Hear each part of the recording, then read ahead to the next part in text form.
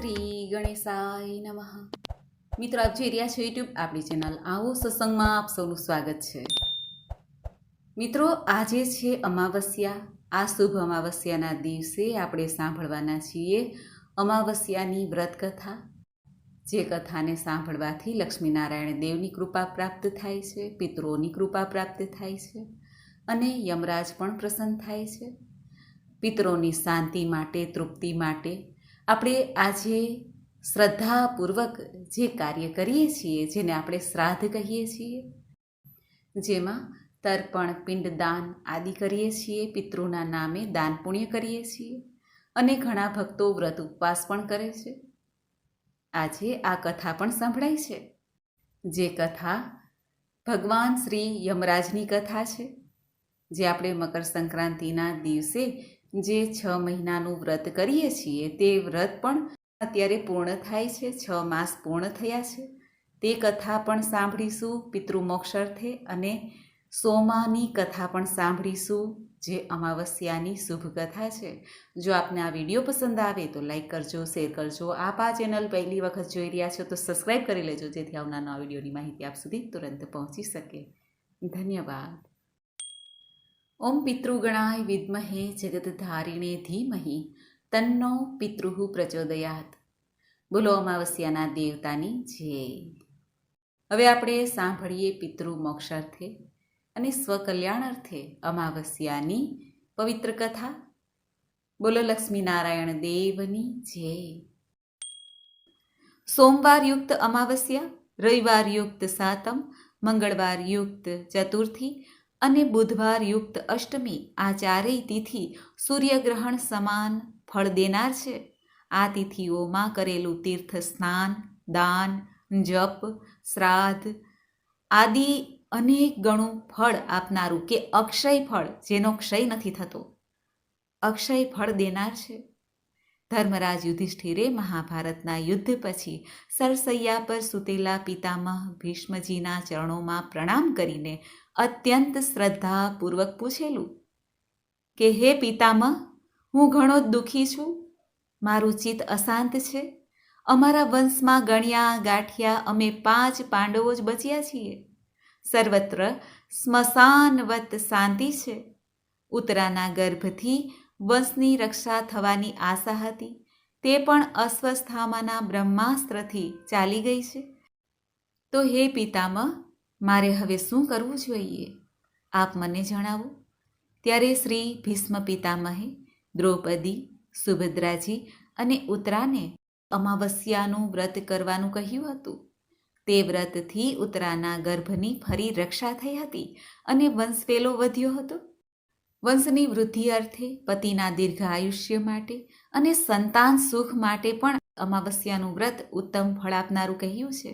કોઈ પણ જળથી આપણે સ્નાન કરીએ, તે પણ પુષ્કરના તીર્થ સમાન સ્નાન કે ગંગાજીમાં સ્નાન કર્યા બરાબરનું પુણ્ય પ્રાપ્ત થાય છે. દર માસમાં એક અમાસ આવે છે. 12 મહિનાની વરસની 12 અમાવસ્યા થાય છે.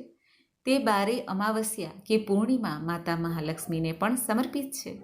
આજના દિવસે તુલસીજીની પૂજા કરવી જોઈએ, દીપદાન કરવું જોઈએ. અમાવસ્યા છે એટલે દીપદાનનું ઘણું મહાત્મ્ય છે. આજે પીપળાનું વૃક્ષ, કે જે પિતૃ વૃક્ષ કહેવાય છે, સર્વદેવમય છે, ત્રિદેવનો જ્યાં વાસ છે, તેમની પૂજા કરવી જોઈએ. પીપળાના વૃક્ષને જલ અર્પિત કરવું જોઈએ. 7 પ્રદક્ષિણા સૂતરના દોરાથી કરવી જોઈએ. અને પીપળાના વૃક્ષ નીચે બેસીને હનુમાન ચાલીસાનો પાઠ છે, ગીતાજીનો પાઠ પણ કરી શકાય છે. પુણ્યફળની પ્રાપ્તિ તો થાય છે, પિતરોને પણ મુક્તિ મળે છે. આજના દિવસે કે જે પીપળામાં અંદરના ભાગમાં અગ્નિનો વાસ મનાય છે, ભગવાન વિષ્ણુ પણ સદા પીપળાના આશ્રયના પ્રતિકરૂપ છે.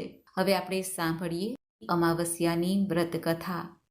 બોલો ભગવાન શક્તિપતિ મહાદેવની જય. વર્ષો પહેલા કાંચી નામનું નગર હતું. એ નગરમાં દેવસ્વામી નામે બ્રાહ્મણ રહેતા હતા. એ બ્રાહ્મણની પત્નીનું નામ ધનવતી. સાચે જ તે લક્ષ્મીજીના અવતારરૂપ હતી. આ બ્રાહ્મણ બ્રાહ્મણીને 7 પુત્રો અને એક ગુણવંતી નામની પુત્રી હતી. 7 ભાઈઓ પરણેલા, પરંતુ ગુણવંતી કુંવારી હતી. ગુણવંતીને લાયક વરની શોધખોળ ચાલી રહી હતી, પણ ક્યાંય વર જળતો ન હતો. તેવામાં એક બ્રાહ્મણ તેમને ત્યાં આંગણે આવીને ભિક્ષા માંગે છે. સાતેય વહુઓએ બ્રાહ્મણને ભિક્ષા આપી. બ્રાહ્મણે અખંડ સૌભાગ્યવતીના આશીર્વાદ આપ્યા. ગુણવંતી પણ ભિક્ષા લઈને બ્રાહ્મણદેવને ભિક્ષા આપવા ગઈ. ત્યારે બ્રાહ્મણ બોલ્યા, ધર્મવતી થા. એવા આશીર્વાદ આપીને બ્રાહ્મણદેવ તો રવાના થયા. ગુણવંતી પોતાની મા પાસે બ્રાહ્મણે આપેલા આશીર્વાદની વાત કરી. બાબા, મહારાજે મારા ભાભીઓને અખંડ સૌભાગ્યવતીના આશીર્વાદ આપ્યા, જ્યારે મને ધર્મવતી થા એવા આશીર્વાદ કેમ આપ્યા? ગુણવંતીની વાત સાંભળીને ધનવતી તેની સાથે આવીને તે મહારાજને પ્રણામ કરીને પૂછે છે કે હે મહારાજ, આપે મારા દીકરાની વહુઓને અખંડ સૌભાગ્યવતીના આશીર્વાદ આપ્યા, જ્યારે મારી પુત્રીને ધર્મવતી થા એવા આશીર્વાદ કેમ આપ્યા?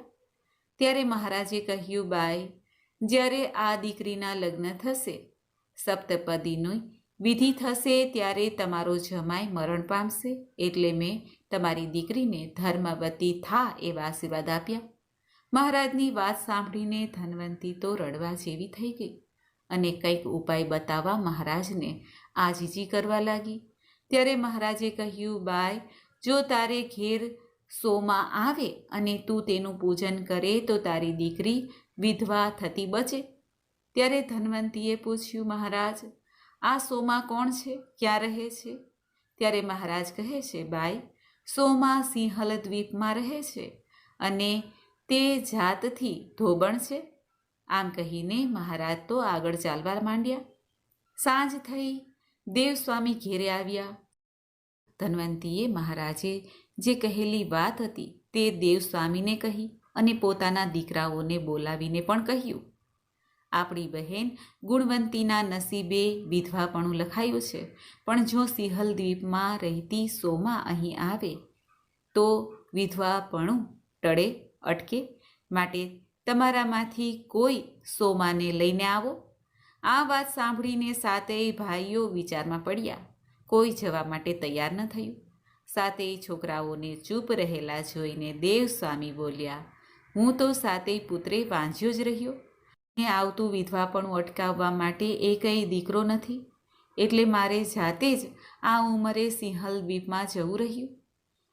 પિતાજીના આ શબ્દો સાંભળીને સૌથી નાનો શિવસ્વામી બોલ્યો, બાપા, મારા જીવતા તમારે સિંહલ દ્વીપ જવાનું હોય ભલા? હું બહેનને લઈને સિંહલ દ્વીપ જઈને સોમાને લઈ આવીશ.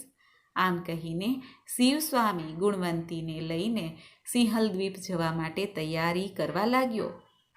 ભાઈ બહેન શુભ સુકન જોઈને સિંહલ દ્વીપ તરફ ચાલ્યા. રાત અને દહાડો ચાલે છે. થાક લાગે છે ત્યારે બેસે છે. ભૂખ લાગે ત્યારે કંઈક ફળ નજરે પડે તો ખાઈ લે છે.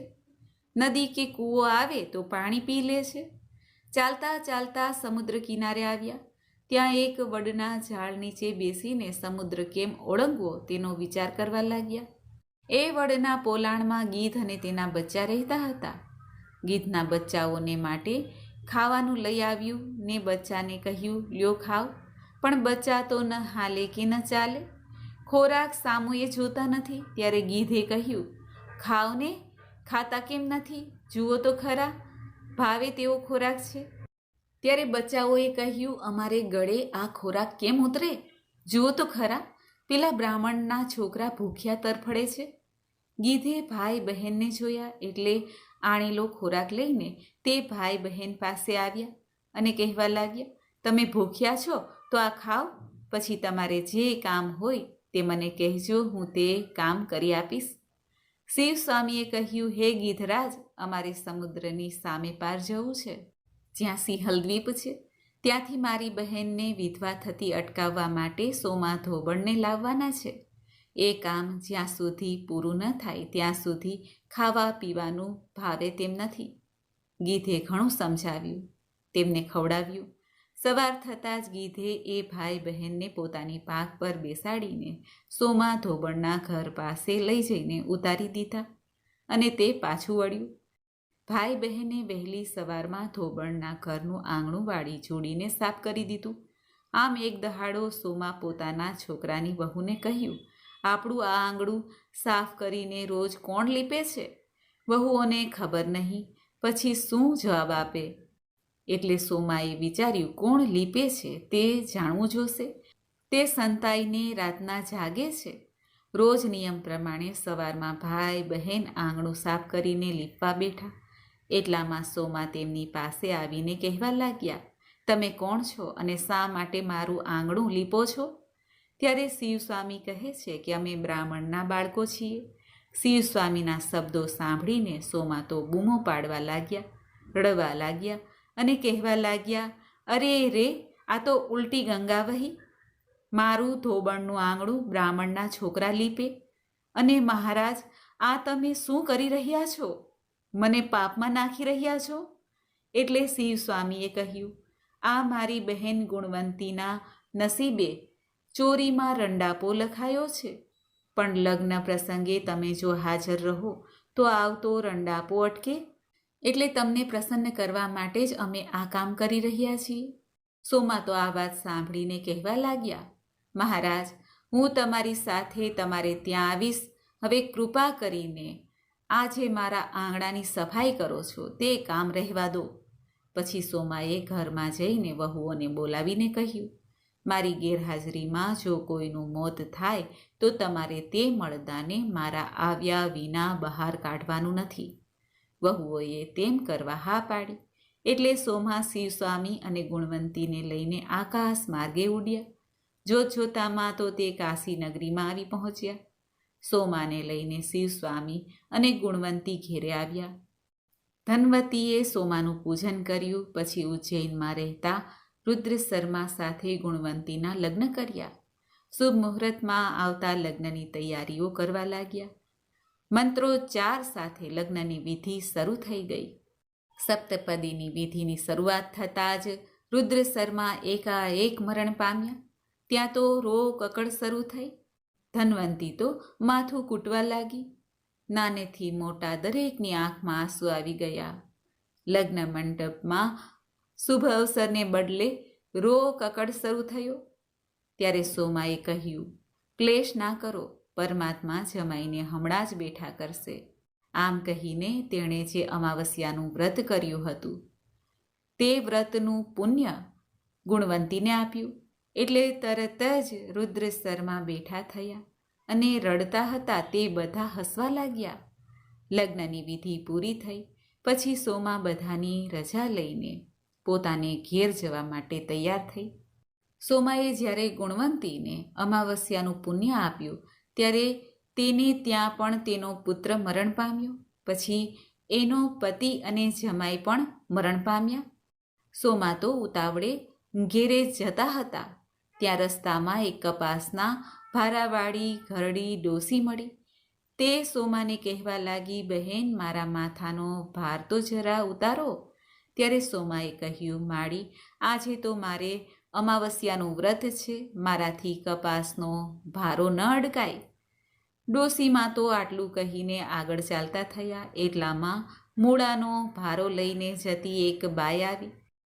તેણે સોમાને કહ્યું, બહેન, ઓ બહેન, મારા માથા પરથી જરા ભાર તો ઉતારો, આપણે જરા બેસીને વાતો કરીએ. ત્યારે સોમાએ કહ્યું, ના રે ના બહેન, મારે આજે અમાવસ્યાનું વ્રત છે, મારાથી મૂળા ન અડકાય. આમ કહીને સોમા તો નદી પાસે ઊભેલા પીપળાના ઝાડ પાસે ગયા. નદી પાસે જ પીપળાનું વૃક્ષ હતું. ત્યાં જઈને વિષ્ણુ પૂજન કર્યું, 108 પરિક્રમા કરી અને આમ કરતા જ મરેલો પુત્ર અને પતિ જમાઈ બેઠા થયા. ચાલતા ચાલતા સોમા પોતાને ઘેરે આવ્યા. બધાને સાજા માજા જોઈને આનંદ પામ્યા. ત્યારે બહુઓએ પૂછ્યું, બા, આ બધા મરેલા જીવતા કઈ રીતે થયા? ત્યારે સોમાએ કહ્યું, મેં ગુણવંતીને આ અમાવસ્યાનું પુણ્ય આપ્યું એટલે બધા મરી ગયા હતા. રસ્તામાં હું કપાસને ન અડકી, મૂળાને ન અડકી, પીપળાના મૂળમાં વિષ્ણુ પૂજન કર્યું અને સાકરને હાથમાં લઈને 108 પરિક્રમા કરી. એથી આ બધા મૃત્યુ પામેલા જીવતા થયા. સોમા વહુઓને કહે છે કે હે વહુઓ, જો તમે પણ અમાવસ્યાનું વ્રત કરશો તો અખંડ સૌભાગ્યવતી થશો. સાસુમાની આ વાત સાંભળીને વહુઓ પણ આ અમાવસ્યાનું વ્રત કરવા લાગી અને વ્રતના પ્રભાવથી તે અખંડ સૌભાગ્યવતીને તો પ્રાપ્ત થઈ, તેના પુત્ર પૌત્રાદિ અર્થાત વંશવેલો પણ આગળ વધ્યો અને અંતે સ્વર્ગલોકને પ્રાપ્ત થયા. હે અમાવસ્યાના દેવતા ભગવાન શિવજી, હે નારાયણ, જેમ આપ સોમાને ફળ્યા તેવા આ વ્રત કરનાર, કથા કહેનાર, કથા સાંભળનાર સૌને ફળજો. બોલો અમાવસ્યાના દેવતાની જય. હવે આપણે સાંભળીએ પિતૃમોક્ષ અર્થે સાંભળવામાં આવતી યમરાજની કથા. બોલો ભગવાન સૂર્યનંદન યમરાજની જય. જે વ્રતની વિધિ સ્કંદ પુરાણ કે ભવિષ્ય પુરાણમાં પણ બતાવવામાં આવી છે. યમરાજ આ વ્રતથી પ્રસન્ન થાય છે. યમદૂતોના કે નરકના દર્શન થતા નથી. અંત સમયે શિવલોક ધામ કે વિષ્ણુલોક ધામ પ્રાપ્ત થાય છે. પૌરાણિક કથા અનુસાર મુદલ મુનિએ ભગવાન શ્રી કૃષ્ણને આ વ્રતની વિધિ બતાવી હતી. ભગવાન શ્રી કૃષ્ણ દ્વારિકામાં સ્થિત સમુદ્રમાં સ્નાન કરીને નીકળતા હતા ત્યારે તેમણે જોયું કે મુદલ મુનિ સામેથી આવી રહ્યા હતા. તેમનો આદર સત્કાર કર્યો અને ભગવાન શ્રી કૃષ્ણએ પ્રણામ કરીને પૂછ્યું, હે મુનીશ્વર, પ્રાણીઓ યમદૂત કે નરકના દર્શન ન કરી શકે તેના માટે શું કરવું જોઈએ? આ સાંભળીને મુદલ મુનિએ ભગવાન શ્રી કૃષ્ણને કહ્યું કે હે કેશવ, એક વખત હું અચાનક જ મૂર્છિત થઈને પૃથ્વીલોક ઉપર પડી ગયો. તે સમયે હાથમાં લાઠી લઈને યમદૂતો આગથી બળતા શરીર સાથે મારી આત્માને યમપુરીમાં ઢસડીને લઈ ગયા, જ્યાં સભામાં યમરાજ બિરાજમાન હતા. રાક્ષસ, ભયંકર જીવ સહિત કેટલાય રોગો, મૃત્યુ મૂર્તિમાન અને અનેક ઘેરા સાથે ઊભેલા હતા. ત્યારે યમરાજે તેમને જોઈને દૂતોને કહ્યું કે તમે ભૂલથી મુદ્દલ મુનિને અહીં લઈ આવ્યા છો. યમરાજે કહ્યું કે હે દૂતો, મેં તમને કૌંડિન્ય નગરમાંથી ક્ષત્રિય રાજા મુદ્દલને યમપુરીમાં લઈ આવવા માટે કહ્યું હતું. આ સાંભળીને દૂતો ફરી કૌંડિન્ય નગરમાં ગયા અને ત્યાંથી ખાલી હાથ પાછા આવ્યા. દૂતોએ ત્યારે યમરાજને કહ્યું, હે રાજન, રાજા મુદ્દલ કંઈ દેખાતા નથી. રાજા મુદ્દલે પણ આ ધર્મરાજનું વ્રત કર્યું છે, માટે તમે તેને ઓળખી શકતા નથી. આ સાંભળીને યમદૂતો પણ યમરાજને પૂછવા લાગ્યા કે હે રાજન, આપ આ વ્રતની વિધિ બતાવો. ત્યારબાદ મુદ્દલ મુનિ પણ પોતાના શરીરમાં પાછા ફરી જીવંત થયા. આ વ્રતનો પ્રભાવ છે કે યમરાજ સ્વયં જે ભક્તો આ વ્રત કરે છે તેમને દંડ આપતા નથી અથવા તો પાપોમાંથી મુક્તિ મેળવી શકે છે જીવ, અને અંત સમયે મોક્ષપદ પ્રાપ્ત કરી શકે છે. આ વ્રતમાં ભગવાન ધર્મરાજ, યમરાજ કે આપણા ઈષ્ટ દેવતાની પૂજા આરાધના થાય છે. ધૂપ, દીપ, નૈવેદ્ય આદિથી ભગવાનની પ્રતિદિન આ વ્રત કથા અવશ્ય સંભળાય છે. દુઃખોમાંથી મુક્તિ મળે છે, તેમાં કોઈ સંશય નથી. ધર્મરાજની કથા સાંભળવાથી યમલોક માર્ગમાં જે કષ્ટ થાય છે તે કષ્ટમાંથી પણ મુક્તિ મળે છે. બોલો ધર્મરાજની જય. રામપુર નામના એક નગરમાં ગરીબદાસ નામે એક અત્યંત ગરીબ બ્રાહ્મણ રહેતા હતા. તે બ્રાહ્મણને 2 દીકરા, 1 દીકરી હતી. ઘરમાં ચારેય ખૂણે ગરીબાઈ વ્યાપી ગઈ હતી. છતાં આ કુટુંબ ઘણું નીતિમાન હતું. રોજ એક અતિથિને જમાડ્યા વગર અન્નનો દાણો મોંમાં ન મૂકવો એવી ટેક લીધી હતી. જો કોઈ અતિથિ ન મળે તો ચકલાને ચણ અને ગાયોને ઘાસ નાખી પછી જ જમવું એવી ટેક હતી. તેઓ ખૂબ જ નિરાધાર સ્થિતિમાં જીવી રહ્યા હતા. છતાં અત્યાર સુધી તેઓ પોતાના નિયમ કદી ચૂક્યા નહીં. પિતાની ગરીબીથી ગળે આવીને દીકરાઓ જુવાન થયા. તેમણે વિચાર્યું કે આપણે પરદેશ કમાવા જઈએ, અહીં બેસી રહીશું તો આપણી પરિસ્થિતિ ક્યારેય સુધરશે નહીં. આમ વિચારીને બંને દીકરાઓ પરદેશ કમાવા માટે ચાલી નીકળ્યા. ઘરમાં બ્રાહ્મણ, બ્રાહ્મણી અને વિધવા દીકરી રહે. એવામાં ચોમાસું આવ્યું. પ્રભુને આ ગરીબ બ્રાહ્મણની કસોટી કરવાનું મન થયું હોય એમ બારે મેઘ ખાંગા થઈને તૂટી પડ્યા. ચારે બાજુ જળબંબાકાર થઈ ગયો. ભયંકર વરસાદમાં કોણ બહાર જવા નીકળે? આવા વરસાદમાં આંગણે અતિથિ આવવાની વાત તો દૂર રહી, ચકલુંય ફરકતું ન હતું. બ્રાહ્મણ બ્રાહ્મણી અને તેની દીકરી સતત 15 દિવસ સુધી ભૂખ્યા રહ્યા, પણ સર્જનહાર પર જરા કેય શ્રદ્ધા ઓછી ન થઈ. કસોટી કંચનની થાય, કથિરની નહીં. ભક્તના આખા કુટુંબને ભૂખ્યું તરસ્યું જોઈને ભગવાનથી ન રહેવાયું. ભગવાન વિષ્ણુ અને દેવી લક્ષ્મી હંસ અને હંસલીના રૂપ ધારણ કરીને ઉડતા ઉડતા બ્રાહ્મણના આંગણે આવ્યા. હંસ હંસલીને આંગણે આવેલા જોઈને બ્રાહ્મણ બ્રાહ્મણી અને તેની દીકરી રાજી થઈ ગયા. તેમણે ખોબો ભરીને ઝાર નાખી, પરંતુ હંસ હંસલીએ એકેય દાણો ખાધો નહીં. આથી ત્રણેય જણા ફરી નિરાશ થઈ ગયા. બ્રાહ્મણ પુત્રી હાથ જોડીને હંસ હંસલીને વિનવવા લાગી. ત્યાં હંસને વાચા ફૂટી, હે બ્રાહ્મણ પુત્રી, અમે તો માનસરોવરના રાજહંસ છીએ. અમે તો સાચા મોતી સિવાય બીજું કાંઈ ખાતા નથી. આ સાંભળીને બ્રાહ્મણ બ્રાહ્મણી અને તેની દીકરી ફરી મૂંઝાયા. ઘરમાં એક ટંક ખાવાના પણ સાસા હતા, ત્યાં સાચા મોતી લાવવા ક્યાંથી? છતાં ગરીબદાસ હિંમત કરીને ઉઘાડા પગે નગરના ઝવેરી પાસે ગયા અને સવાસેર સાચા મોતી માંગ્યા. ઝવેરી તો બ્રાહ્મણની વાત સાંભળીને ખૂબ જ અચરજ પામી ગયા. આ ગરીબ બ્રાહ્મણ સાતેય ભાવ મોતી પાછા આપી શકવાના ન હતા તે જાણતા હતા. એની ઝવેરીને ખાતરી હતી, પણ બ્રાહ્મણે તેને મકાન વેચીને પણ તેની કિંમત ચૂકવી આપવાની કબૂલાત કરી. ઝવેરીએ તેની વાત પર વિશ્વાસ રાખીને સવાસેર સાચા મોતી તોલી આપ્યા. બ્રાહ્મણ તો તે મોતી લઈને ઘેરે આવ્યા અને આંગણામાં તે મોતીને વેર્યા. હંસ અને હંસલી મોતીનો ચારો ચરવા લાગ્યા. ત્યારબાદ ત્રાંબા કુંડીમાંથી પાણી પીને પાંખો ફફડાવતા ઉડી ગયા. પછી 15 દિવસના ઉપવાસ બાદ બ્રાહ્મણ બ્રાહ્મણી અને તેની વિધવા દીકરીએ પારણા કર્યા. જમ્યા બાદ દીકરી આંગળું વારવા લાગી. ત્યાં તેની નજર એક ખૂણામાં પડેલા એક મોતી ઉપર પડી. તેણે એ મોતી લઈને તુલસી ક્યારામાં મૂકી દીધું. બીજા દિવસે સવારે બ્રાહ્મણી તુલસીને પાણી રેડવા માટે આવી તો તુલસીની ડાળે સાચા મોતીની સેર લટકતી હતી. એણે તરત જ બ્રાહ્મણને અને પોતાની દીકરીને બોલાવીને વાત કરી.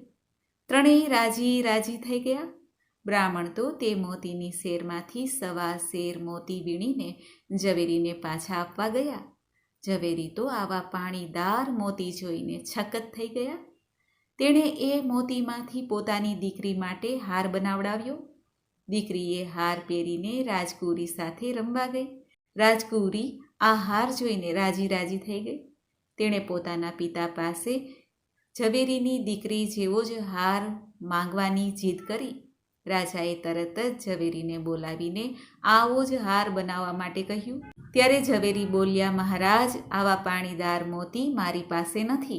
આ તો બ્રાહ્મણના ઘરેથી આવેલા છે.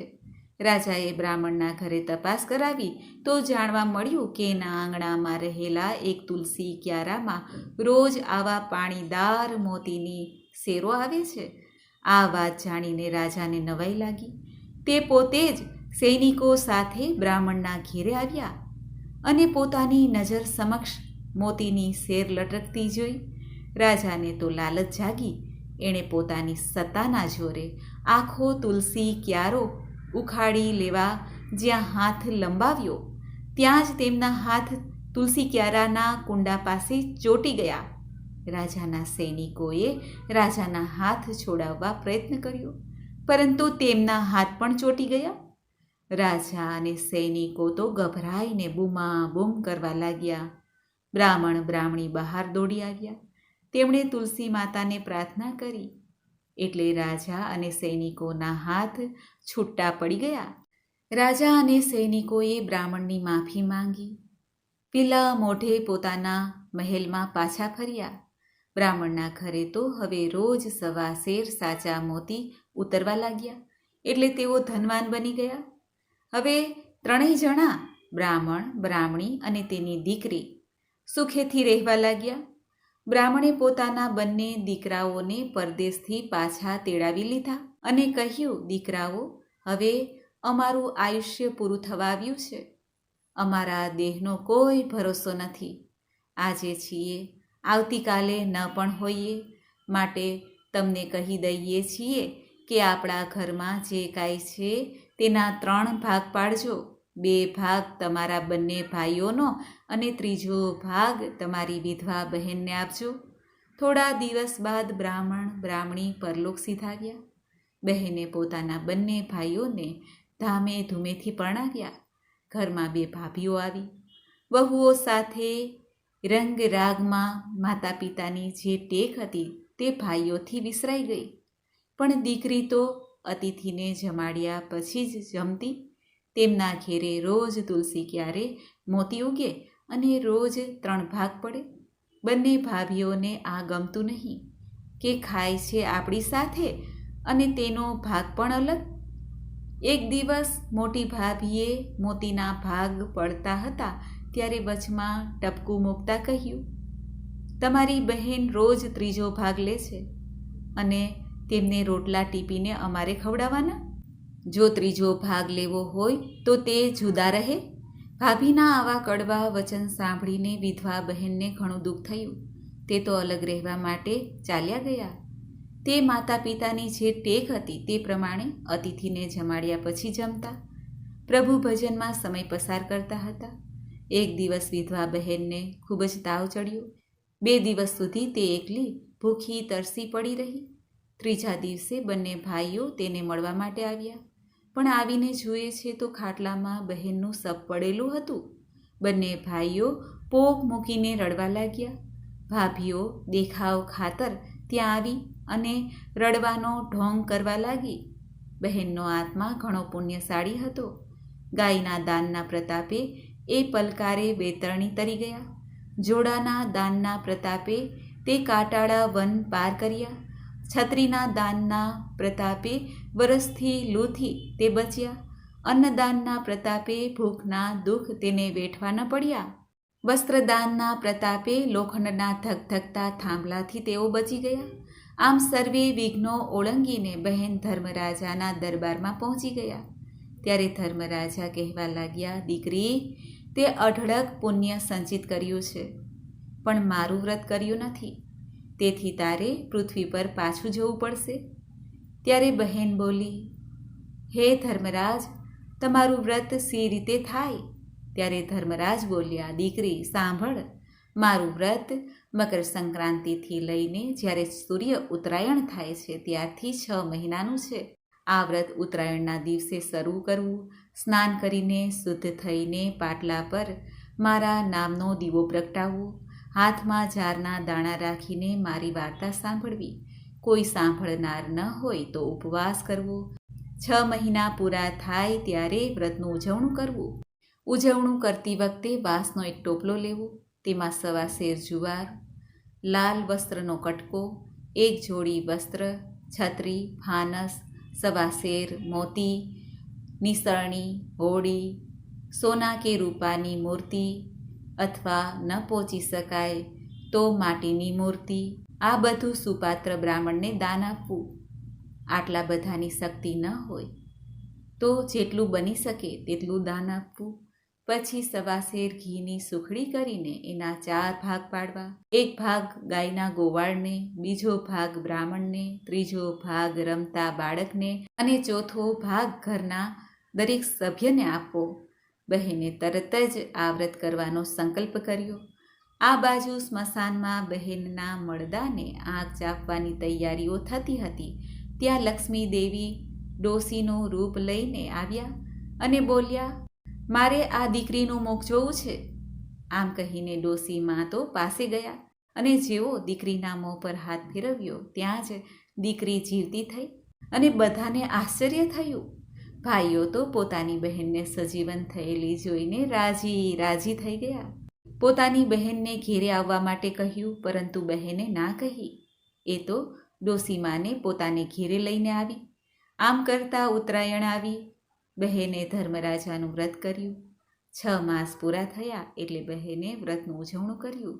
એ વખતે ડોસીમા બોલ્યા, દીકરી, હવે તો તને ધર્મરાજાના દૂતો લેવા આવશે. તું તો સ્વર્ગે જઈશ. ત્યારે બહેન બોલી, હે માં, હું તમને મારી સાથે લઈ જઈશ. થોડા દિવસ પછી ધર્મરાજાના દૂતો બહેનને લેવા માટે આવ્યા. બહેને પહેલાં ડોસીમાને વિમાનમાં બેસાડ્યા, પછી પોતે બેઠી. સ્વર્ગમાં આવતા જ કંકુના પગલાં પડ્યા, ઝગમગતા દીવડા પ્રગટ્યા, મોતીના સાથિયા પુરાયા. આમ બહેનને ધર્મરાજાનું વ્રત ફળ્યું અને સ્વર્ગમાં સ્થાન પ્રાપ્ત થયું. હે ધર્મરાજા, જો કોઈ શ્રદ્ધા ભક્તિથી તમારું વ્રત કરે છે, તેના પર આપ અમી દ્રષ્ટિ રાખીને સ્વર્ગમાં સ્થાન આપો છો. હે પ્રભુ, જેવા આપ આ બહેનને ફળ્યા, તેવા આપનું વ્રત કરનાર, કથા કહેનાર, કથા સાંભળનાર, આપની પૂજા કરનાર સર્વને ફળજો. બોલો ધર્મરાજાની જય. મને આશા છે કે આપને આ વિડીયો જરૂર પસંદ આવ્યો હશે. ઓમ સૂર્યપુત્રાય વિદ્મહે મહાકાલાય ધીમહિ તન્નો યમઃ પ્રચોદયાત. બોલો સૂર્યનંદન શ્રી ધર્મરાજ યમરાજની જય. મિત્રો, મને સાંભળવા માટે ધન્યવાદ. આપ સૌને મારા જય શ્રી કૃષ્ણ.